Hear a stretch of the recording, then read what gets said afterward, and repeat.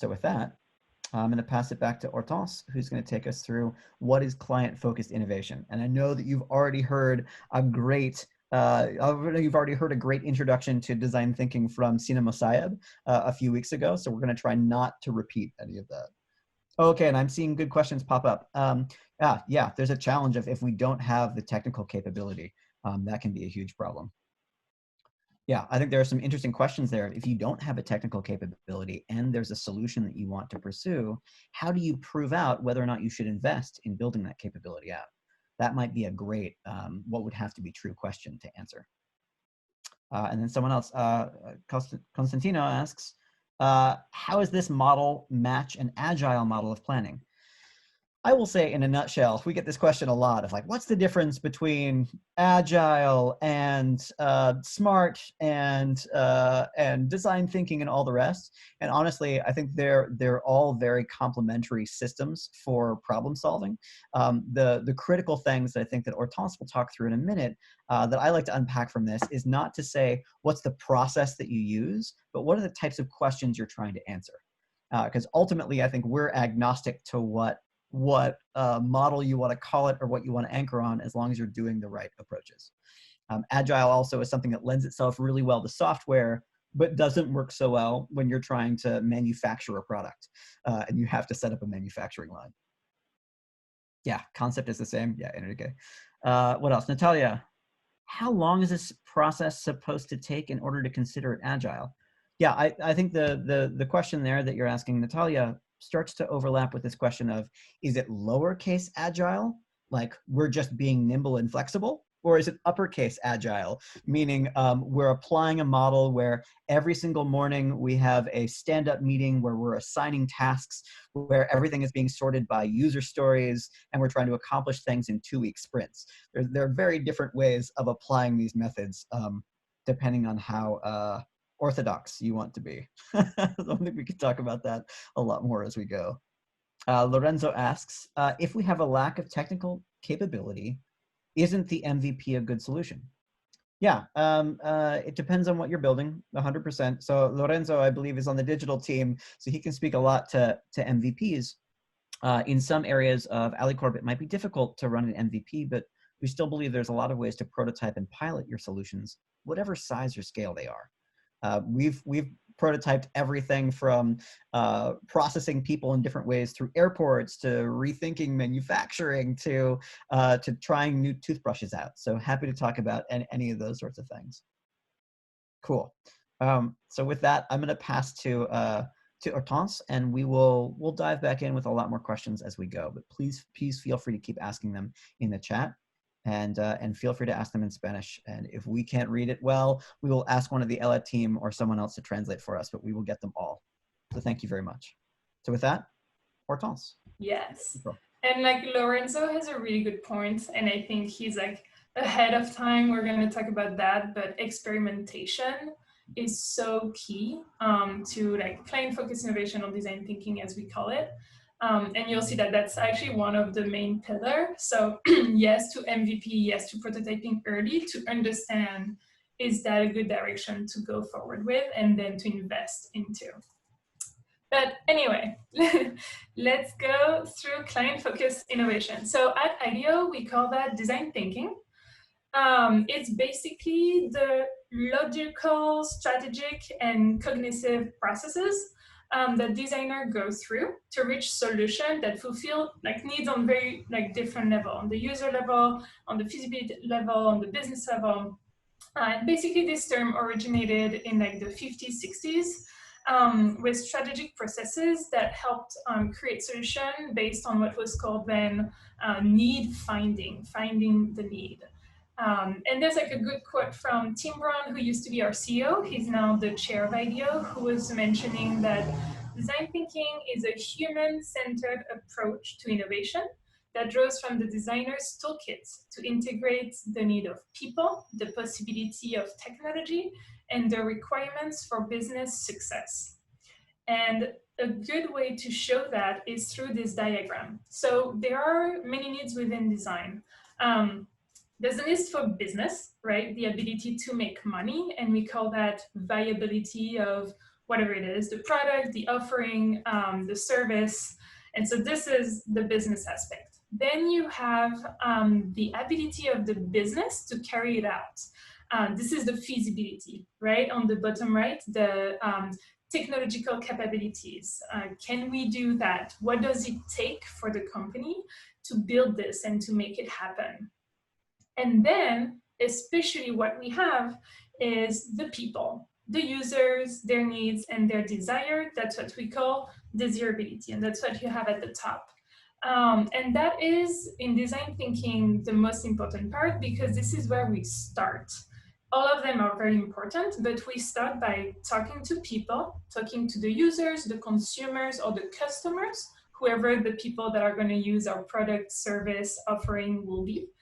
And we just really try to ask questions, understand their needs, so that the design solution is like, this is what will drive basically those design solutions. It's the people. And that's exactly what Carlos was talking about, right? Like when he was saying, oh, if we didn't ask, we would have never known.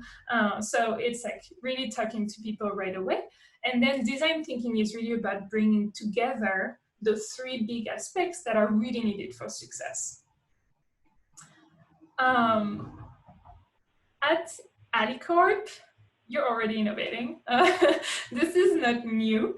And you've been applying these methods to develop new products, new processes or services, even bringing innovation to the organization, right? Like some of the previous challenges were about, they were changing for the HR department. So really the process of design thinking, like Joe was mentioning, is really topic agnostic.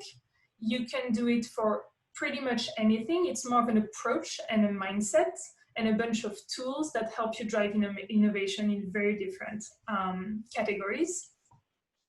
And I mean, Carlos talked about it. If there was Alvaro or Jimena who want to talk about a couple projects that you're working on right now that are using the methods, would love for you to jump in and talk a little bit about, I don't know if you are here. I know we'll hear from you at the end of the day anyway.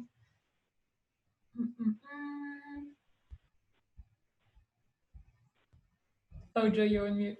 No, I was just apologizing because when I go and try and click through the participants list and you're controlling my computer screen, it made the slides go all over the place. So sorry. Oh, good, no worries.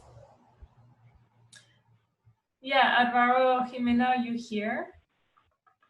Or anyone else who works in anyone else, yeah. Innovation COE or in the new platforms team.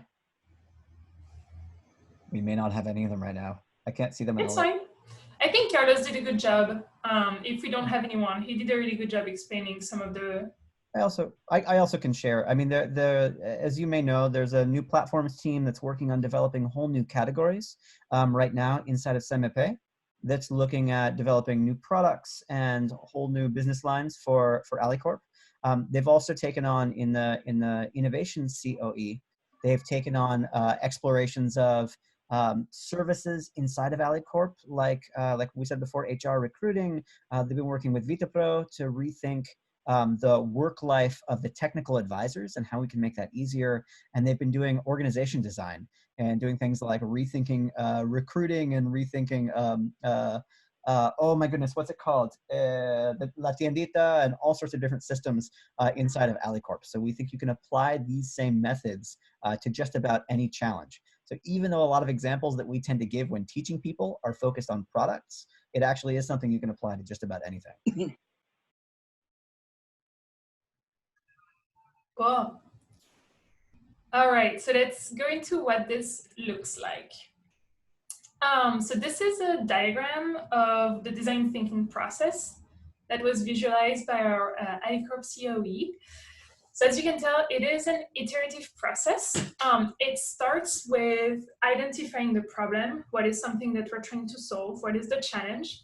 Then investigation and synthesis. This is what we also call research, when you're going to go talk to users and understanding what that means.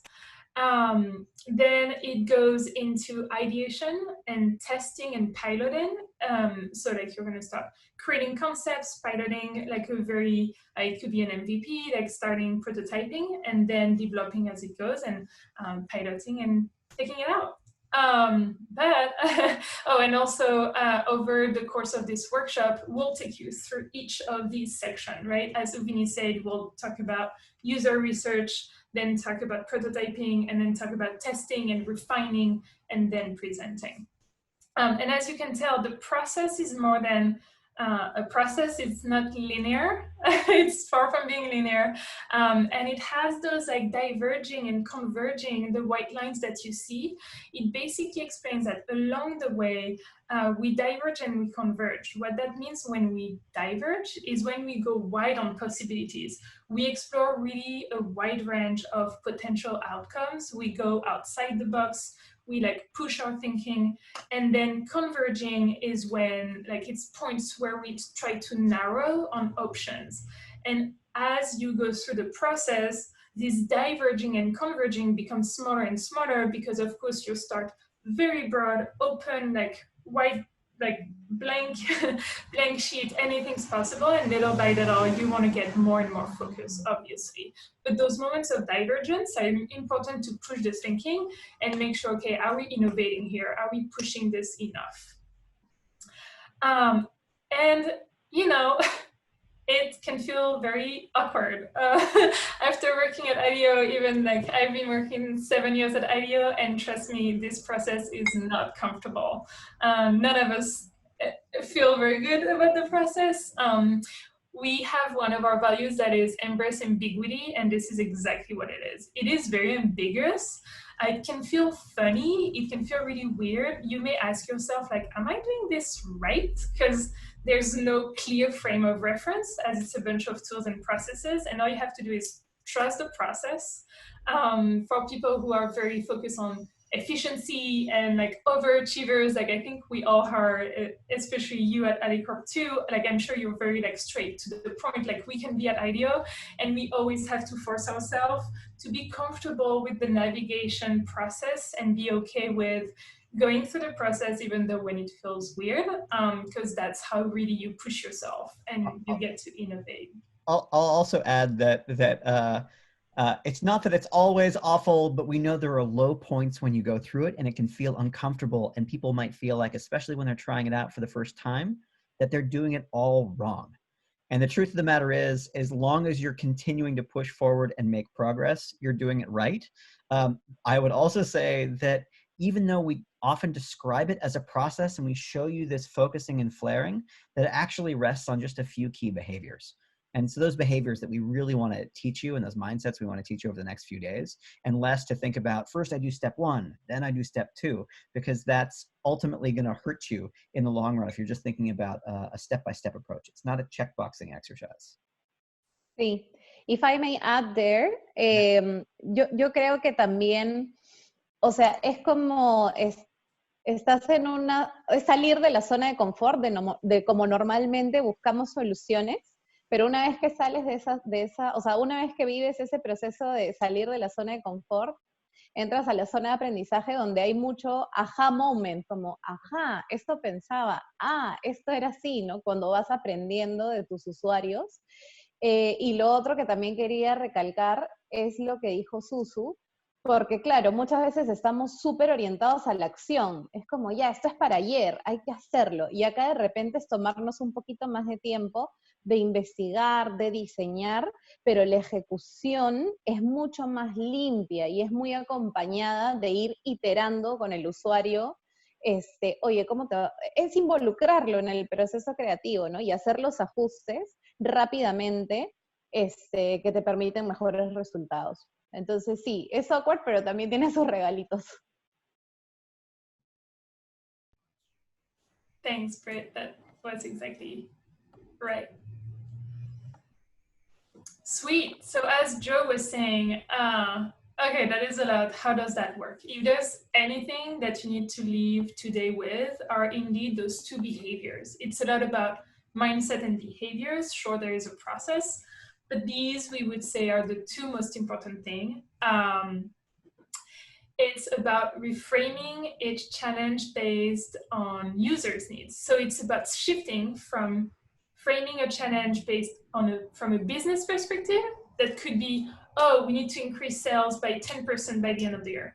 No, you reframe it by your customer perspective, which could be like, oh, we want to reduce anxiety for people working from home. And so like this is how you shift your mindset. And then the second behavior that is important is testing ideas in minutes, not in months. We call that building from day one. So like starting to make as soon as possible and have this like embracing the behavior of experimentation, and so that you will solve problems as it goes and move quickly and very cost effectively, because we'll talk about how early prototyping is actually also very cost saving because you learn about the problems and you find solutions much sooner than if you were waiting. So I'm going to go into each of them a little bit into detail. So first one, as we said, reframing each challenge based on users' needs. That means the behavior to adopt here is listen and observe.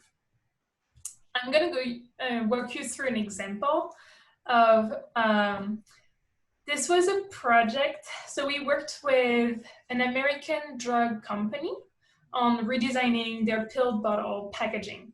In the US, as you may know or may not know, many of the prescription pills, they come in a bottles that are very hard to open because of the child safety mechanism. Like even for normal people, it's like kind of tricky to do. And so we were doing research, interviewing users, and this woman had rheumatoid arthritis, and we asked her, oh, so how is it for you? Like, can you open your medical bottle? Do you have any challenges with this? And she said, oh yeah, I can open it. And like, oh, okay, cool. And we could have stopped there, right? We could have just take her words for granted. But then we asked her, oh, okay, can you show us how you open it? And this happened.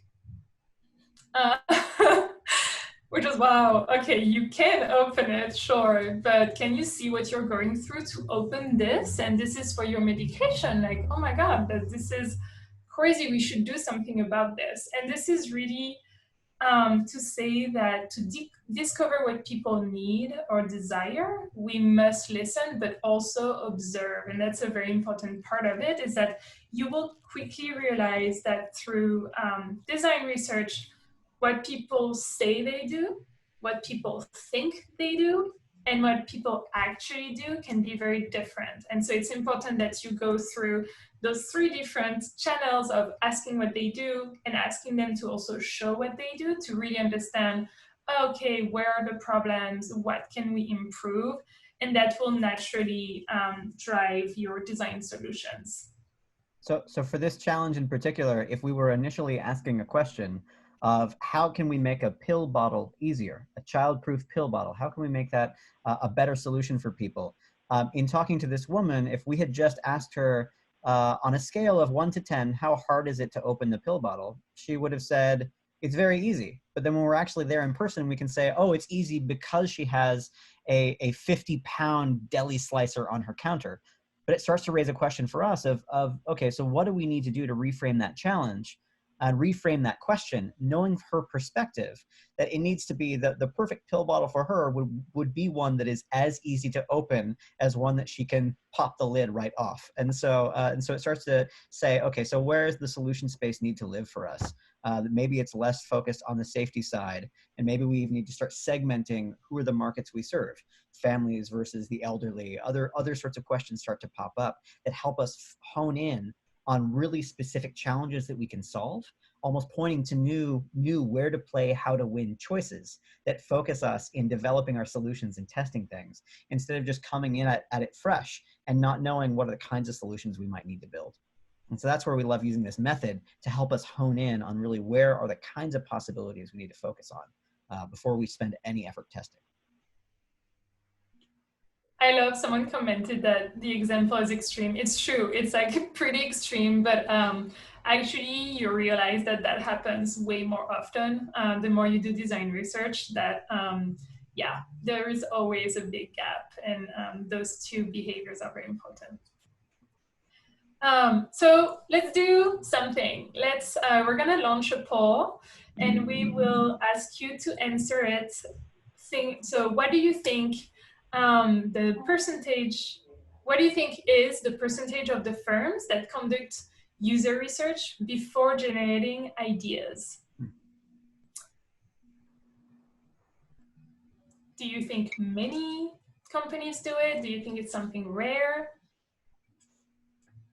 And a lot of ideas sometimes come from someone took a trip to Venezuela and they saw that they eat cream cheese there, and they come back to Peru and they'll say, hey, we should launch a cream cheese. And it doesn't necessarily come from, let's go and interview people and hear their needs and then use that as a springboard. That's not calling anybody out. I don't know if that really happened.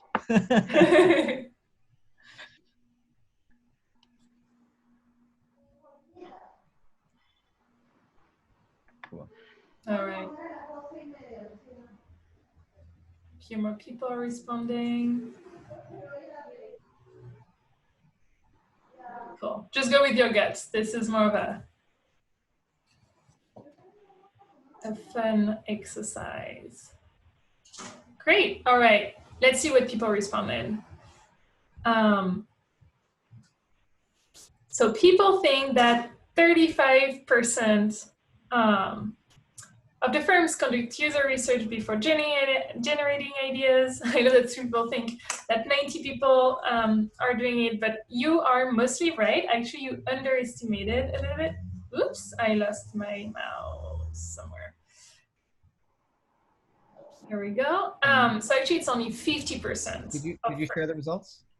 Oh, yeah. I thought I had shared it. Sorry. Oh. Sorry.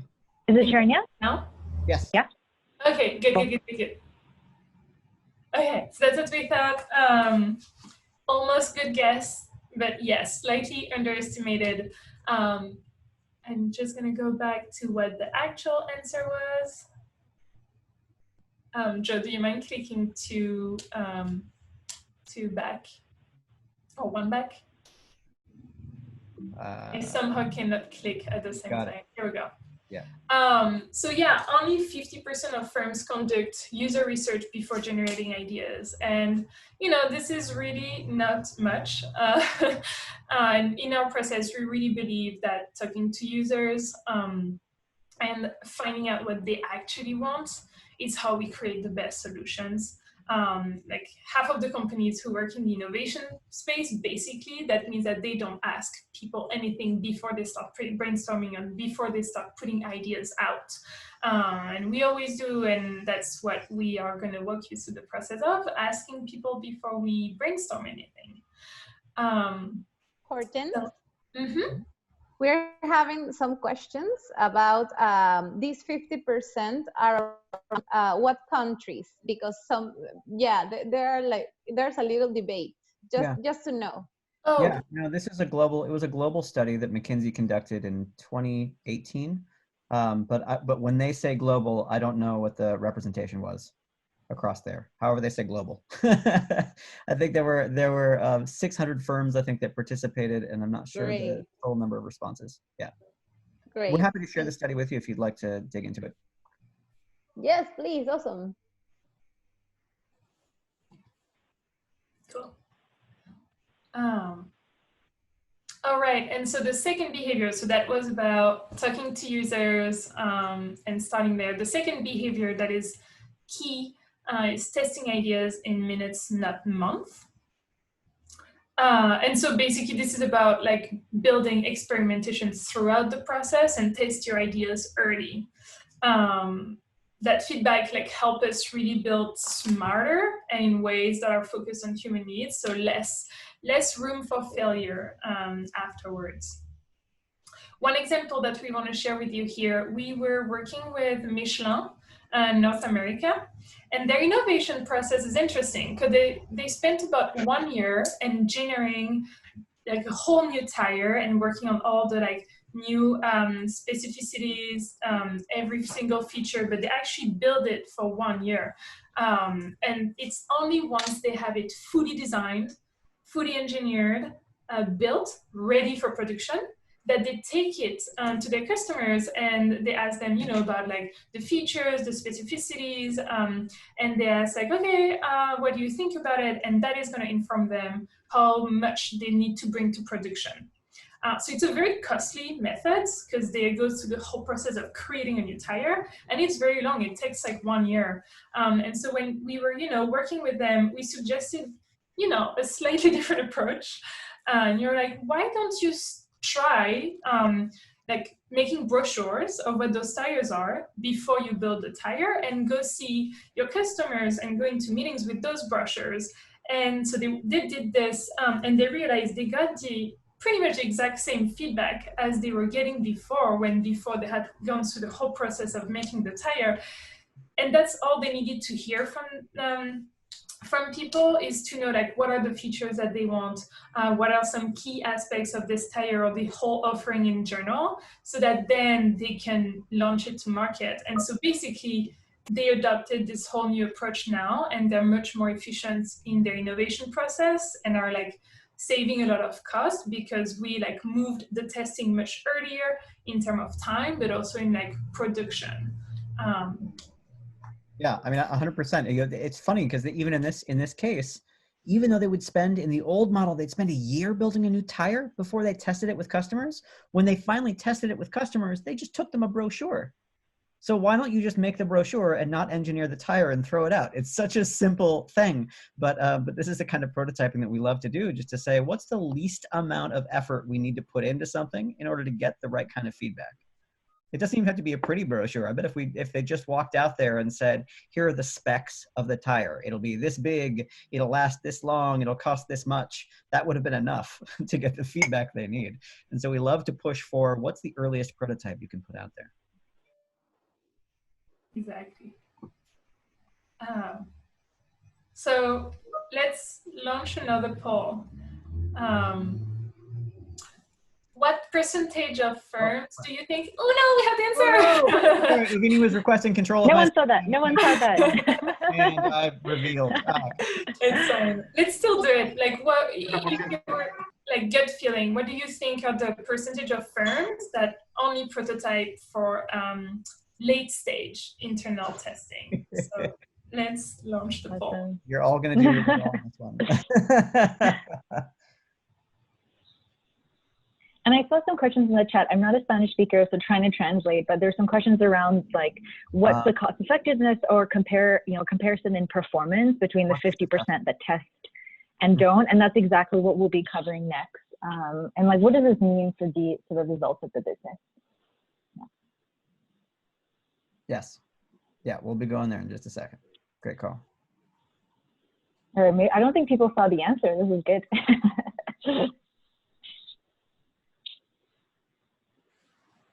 About 27% of people saw the answer. I can tell less people are answering this time. All right. All right, let's end the poll now and share the results. Great, so it looks like folks thought kind of across the board. There's a mix of responses on who prototypes all the way at the late stage. So I'm gonna stop sharing the results and give you the answer unless you saw it before. And in actuality, it's actually a big proportion of firms. So sorry, I'm trying to click through. Sorry, I'll approve you. Now, Evgeny, you've got okay, awesome. Thank you. I know I messed up before, so you took it. Great. Let's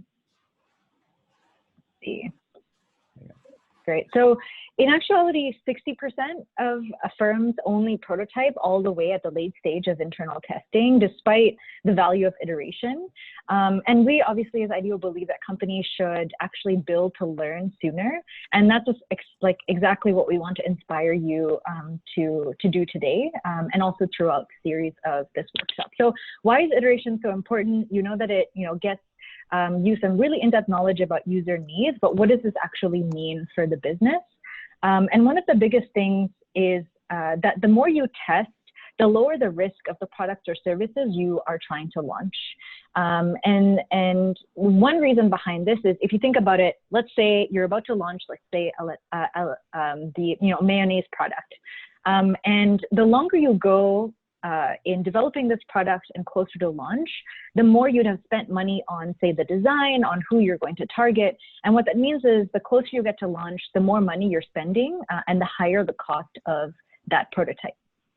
And so the second part of this picture in terms of the cost of not testing early is that by prototyping early, you can actually reduce the risk of the project that you're going through. So if you think about it, in the early stages of developing a product, you're making some really big decisions and assumptions. Who is this product for? What is going to be in this product? What will this, say, mayonnaise taste like?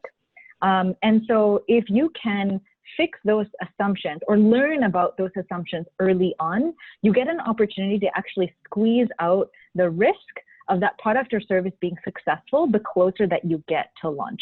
And of course, that risk is also lower because the prototype cost in the beginning is much lower than it would be the closer that you get to launch. So this is all to say that there's real business results to prototyping early on the cost side.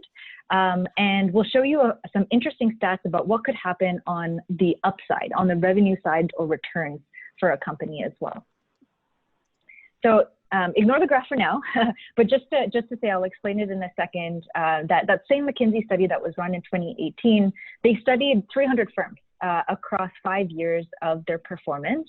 And what they did, so this is again global, what they did is they actually gave each firm a design index score. And so this design index score was given based on things like a company treating design outcomes as important as revenue or cost. So things like user satisfaction or how usable the product or service is. If design had a voice in the C-suite, so in the exec level of the organization, and if user centricity, all that to mean that you think about how a user is going to use your product or idea, is actually everyone's job. It's not just like one team in the organization that's responsible for it, but it's something that everyone is thinking about. And then the last is this company a company that iterates and learns really, really quickly? And so they separated out these companies based on the index. And the companies that were in the top quartile of this index score outperformed to the rest by having essentially around 6% greater percentage revenue growth than the rest. And the industry benchmark is revenue growth out of those 300 companies of around 3 to 6%. So what this shows is that top quartile actually they outperformed 2 to 1, almost double in terms of the percentage revenue growth that they were able to get. So not only do you help save some costs by prototyping early, the ideas that you launch are also more successful, and you can see that in the bottom line results of revenue. And similarly, in that same study, what they discovered, when it comes to shareholder returns, is the same thing, that the top quartile of companies actually had 7% more in terms of total shareholder returns over the 5 years than the remaining group. And I'm going to pause here just to see if there's any questions in the chat. Maybe I'll ask the Ella team to help translate. Yeah. We have one. What's the risk of, I don't know, this is like say no to an idea that is good because you need more time to develop that idea? That's an interesting question. So the question here is that if we pause to learn and to get feedback from users, there's a risk in speed. Mm-hmm. Correct? Yeah. Well, I think one quick thing is one thing we'll learn from this workshop is how to actually test ideas extremely quickly. So for example, if remember Hortense's example about the Michelin tires, it could take literally 15 minutes to develop a brochure about the specs for a Michelin tire, and then maybe another 15 minutes to set up a call and ask someone. So it's not necessarily a major trade-off between learning and iterating. Joe, I'm sure you have more to add there, but I think it can be done in a way that you still can do it quickly and reduce the risk of doing so as well. Yeah, in fact, the goal would be to be able to iterate on the idea to make it even better before you have to make a big investment. So I think where this gets interesting is when you look at a stage gate process like Okinawa that you have at AliCorp, where you have to say, what are the gates and what do we need to know to pass through each gate?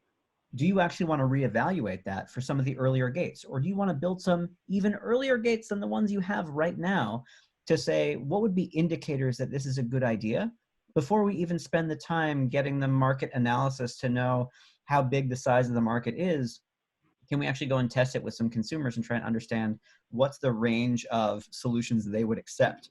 Because there's so much that goes into manufacturing and engineering a new solution or a new product that has to go into the world. And so what we look to do is to say, how can we learn more about this faster so that actually we're not wasting time? So it's funny because there's some data that Uvini will share in a minute. Oh, actually, no, we took the slides out. There's data from a study that Forrester Research did where they found that companies— Oh, that's coming up next.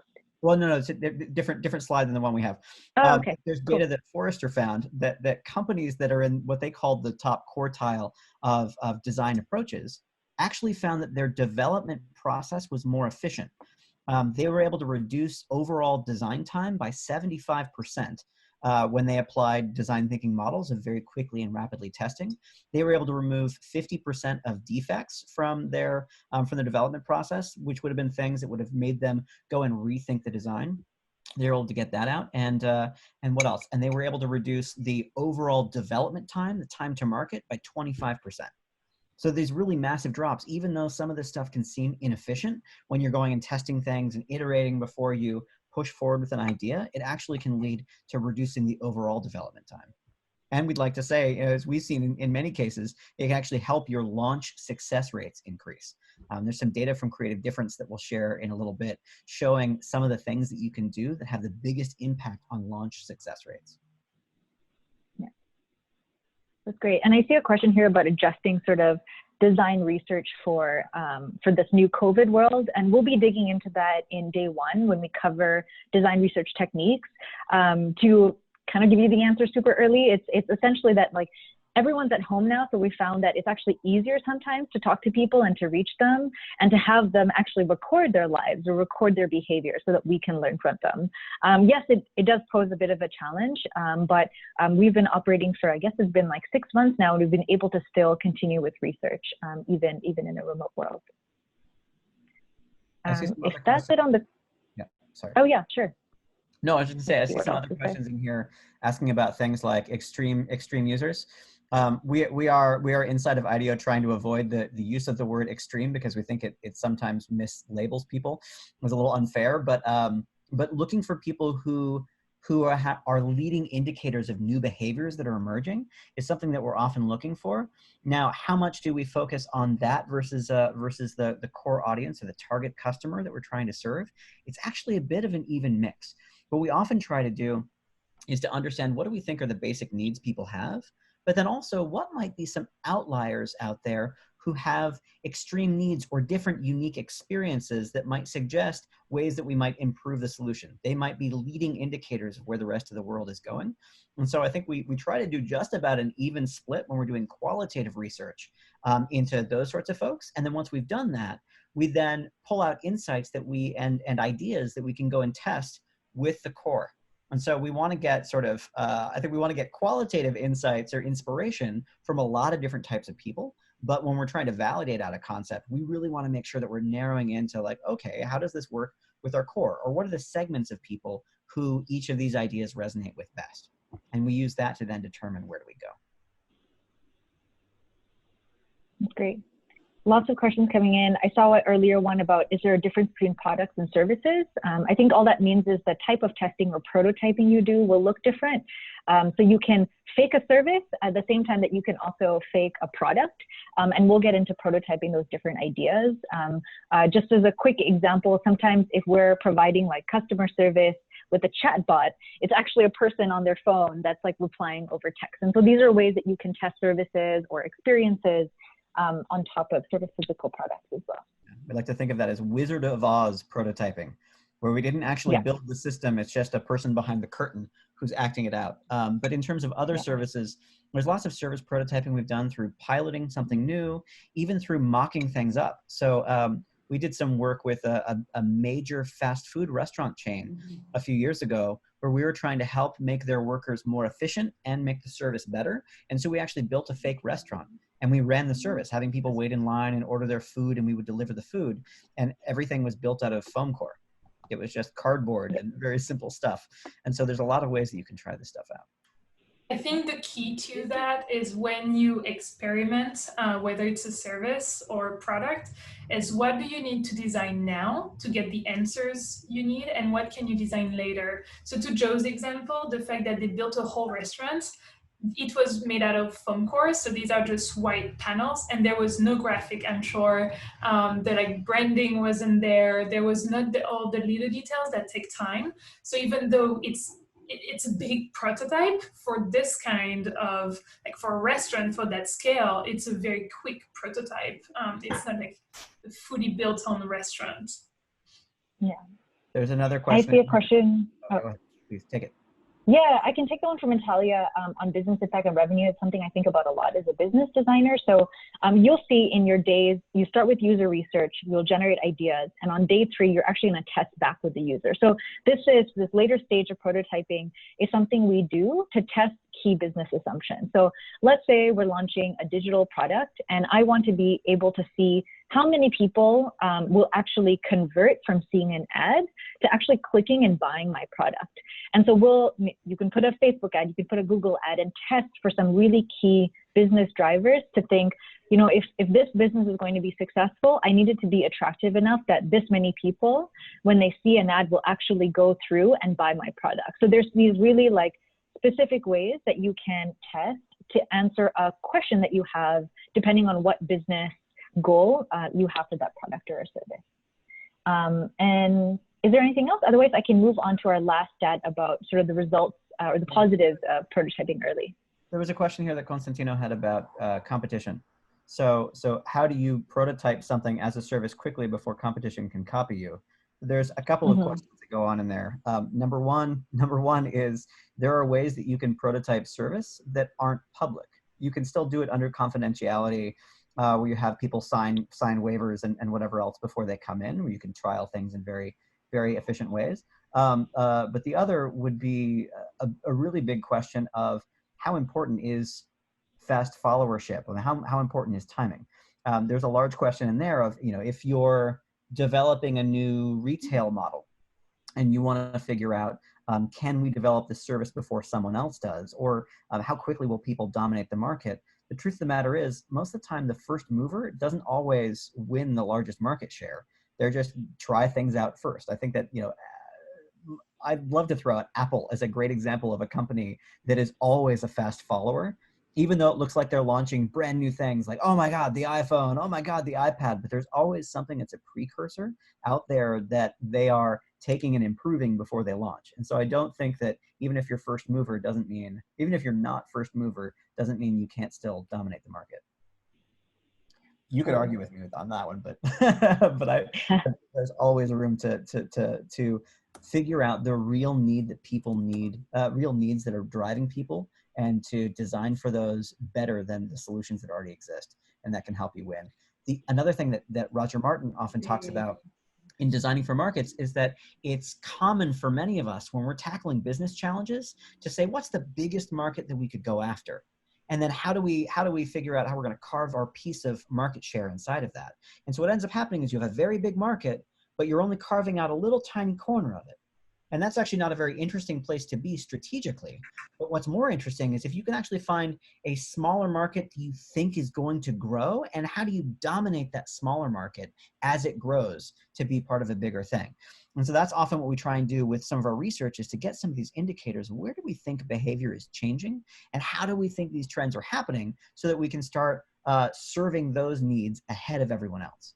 And that's what gets really interesting, to try and say, what are our precursors, or what are the segments that we think are most interesting to influence the entire market in the next few years? That's great. Thank you so much, Joe. I'll share one last sort of study or result about the impact of prototyping early, and this one's my favorite. So this was a study Joe referred to earlier that was done by Forrester.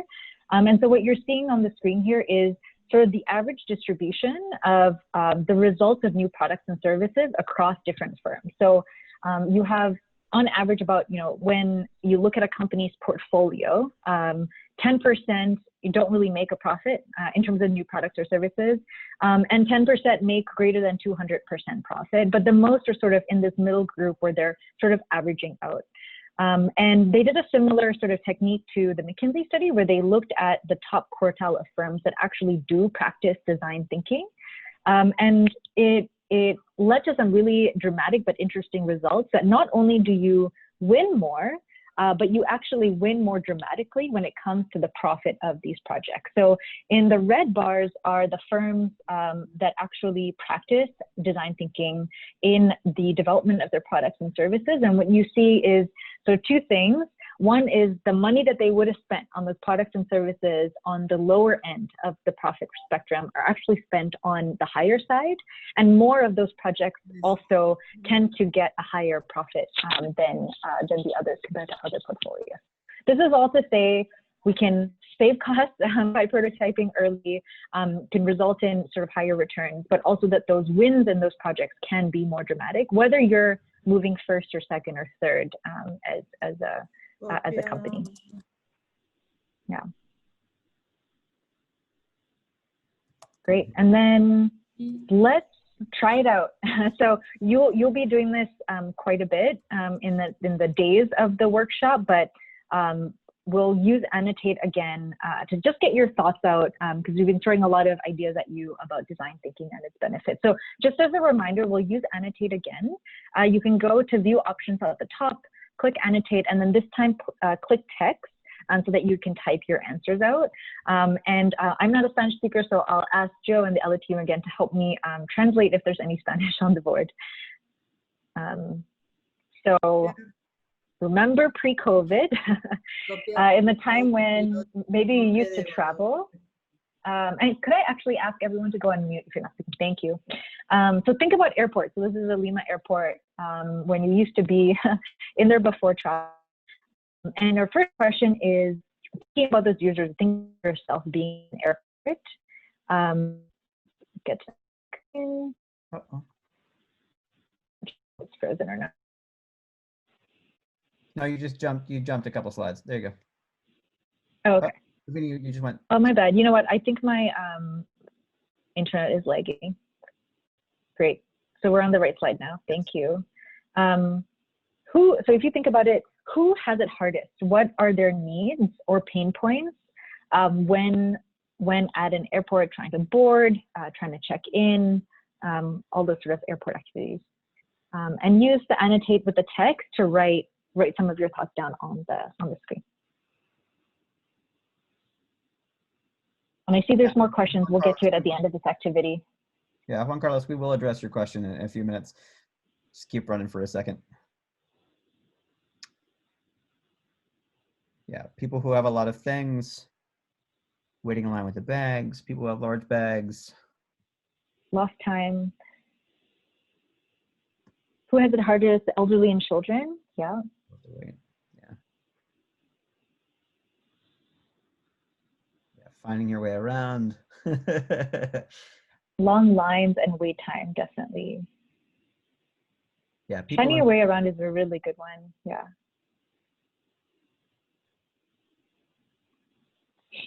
Distraction, getting lost. People with babies. No Wi-Fi. Yes. People with babies, yes. That's great. Yeah, so airports are definitely a place where there's a lot happening and a lot of different needs and a lot of different pain points. You can see how easily you can get to what are some like core root problems about an experience here. People in a hurry, they've arrived late. Yeah. Great. So I'm gonna clear the screen. Thank you so much for your great ideas. And we'll move on to now that we are aware of some of these pain points,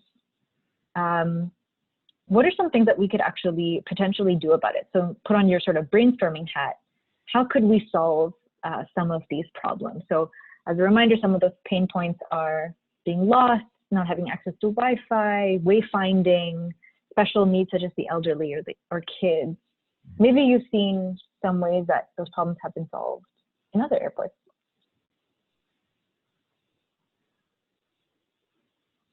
I know brainstorming takes some time, so that's clear. Remote checking, that's great.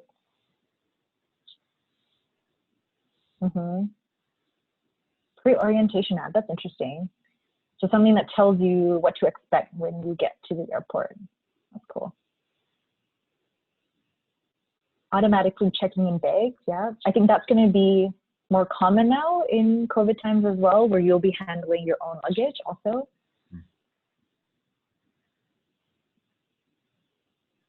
Web check-in machine that automatically receives bags. That's great. If I'm missing any in Spanish, team, help me out. It's so funny when they overlap, but you can't tell when you're typing that it's about to overlap. I know. Classify users who don't arrive. Wait, I can't even read that. Oh, classify users who don't bring excessive baggage. There's like better Or, service also, and personal, more counters.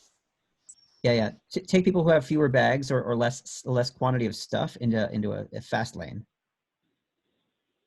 Yeah, fast lanes for people with few bags or people who are traveling alone. That's cool. Pre-check. ¿Qué más? Nice. We have so many ideas that it's hard to read them. This is fantastic, though. I think there's something really powerful that if you just start brainstorming by anchoring on who are the people, like how do we make it easier for families to travel through an airport is so much of a better question to start trying to answer than how do we improve the airport experience. If you say, you know, let's choose people who are in a rush and full of anxiety, it's so much easier to say, how do I reduce anxiety for people traveling through an airport than it is to say, how do I improve the airport, period. And so we love to hone in on people's experience because we find it helps us be more generative and come up with a lot more solutions to improve the overall design. It also gives you something to test, to say, did we reduce their anxiety? Did we make it easier for this group of people? Because we often find that when you solve for people on the edges, you can come up with much better solutions for the middle. This is exactly the extreme user question that was asked before. Yeah. And I saw a question from Juan Carlos. Well, we're getting into some break time, so we'll answer it super quickly. Joe, I don't know if you have any thoughts, but how do you use design thinking when you enter a new market, essentially, and trying to take a product to a new place? So I think the same things applies because the behaviors of folks in a new market may be different from the one that you have succeeded in with an existing product. Yeah, I think what you want to do is you want to understand what are the needs of this market and what's distinct. We did some work years back with the North Face, which is a famous outdoor brand where they make jackets and tents and all sorts of things. And in the United States and in Europe, when they would advertise the North Face, it was all about conquering nature. Like, how do we go out and be like the wild dominant person who has conquered nature and climbed the mountain and whatever else? But actually found that in the Chinese market that those messages didn't resonate. That when people thought about nature, they thought about going out and communing with nature and being one with nature. And so I actually found that the marketing approach and the framing they had to give it was about using these products to get closer to and being one with that natural environment. And it actually led that small change in thinking led to a change in their stores. It led to a change in the product lines they put out there, a change in their marketing that also led to a massive growth in the brand in the Chinese market. And so a lot of times we think that if you can start to understand what were the key things that people care about in that market, you can adapt your products or adapt your positioning to improve your outcomes. And so that's the same thing that happened with Alacena, that you had Unilever coming in with Hellmann's mayonnaise that everybody thought tasted disgusting in Peru, and you were able to launch Alacena and just dominate the market because it tasted right for the local palate. And so I think the same thing is true with any market you might translate into. Yeah, that's great. Thanks, Joe. So to close this section off, for the next 5 days, we're really, you've heard about design thinking and CFI, and that's sort of like the ideal side of David Kelly's brain on design thinking. And then we've heard about playing to win and strategy from Roger Martin. And so the next 5 days, we're sort of combining these two areas of work and thought in the innovation games. And so that's it in terms of the results of design thinking in the market. We hope we've convinced you that it's valuable. I mean, of course you're convinced because otherwise you wouldn't be here. So we'll take now, I think, a quick 5-minute break